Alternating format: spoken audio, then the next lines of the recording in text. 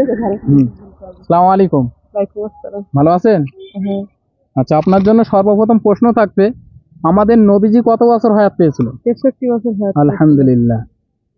নবীজির বাপের নাম? আব্দুল্লাহ। আলহামদুলিল্লাহ, সঠিক উত্তর হয়েছে।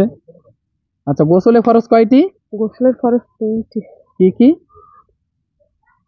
1 নম্বর মুখমণ্ডল হ্যাঁ বলুন। ধৌত করা, গড়গড়া করা 1 নম্বর। গড়গড়া করা। 2 নম্বর মাথা মোছা। 2 নাকের, 2 নাকের নরম মাংস পর্যন্ত পানি পৌঁছানো। 3 নম্বর সারা শরীর ধৌত করা। হ্যাঁ, সারা শরীর উত্তরূপে ধৌত করা। আর একটা প্রশ্ন করব আপনাকে, আমাদের নবীজি ছোট মেয়ের নাম কি?